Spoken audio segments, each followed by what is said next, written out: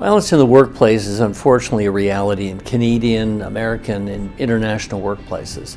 There are three areas that we recommend clients look at and think about seriously. First of all, pretty much every health and safety statute in Canada now requires, to varying degrees, employers to have a workplace violence and harassment policy. You need to make sure that policy is consistent and uses the definitions in the law and is promulgated, and there's sufficient awareness and training in the workplace. And it's going to vary a great deal on the type of workplace you are, but certainly it's an issue that affects all workplaces. Second of all, what do you do if there is a violent incident? You need to have people trained to be able to anticipate that potential hazard of the workplace.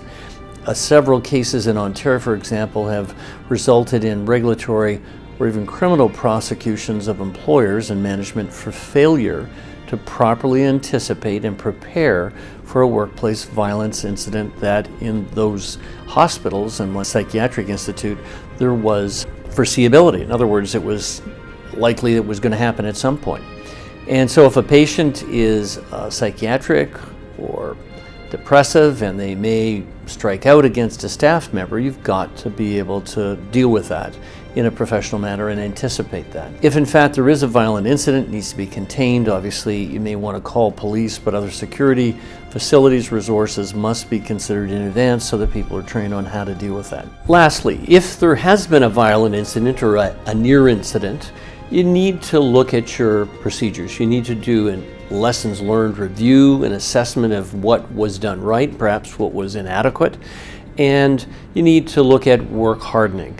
In the US, the Federal OSHA Administration requires employers to have an active shooter policy. In other words, what happens if someone comes into the workplace with a weapon, typically a gun, and actually starts shooting people? There needs to be an understanding, training, and preparation through drills of what to do in the event of that tragic but potentially foreseeable incident. So reviewing how you handle the situation is critical. There is more and more pressure on employers from safety regulators to be proactive, to have policies that meet legal requirements, and to train employees in what to do in the event of workplace violence. Certainly, no one wants that to happen. Certainly, violence in the workplace is a crime like it is anywhere else in society. But because it's a controlled workspace and work environment, employers have that responsibility and need to take it seriously.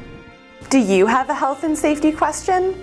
Send it to Canadian Occupational Safety Editor Amanda Siliker, and an expert might answer it as part of our Health and Safety Q&A video series.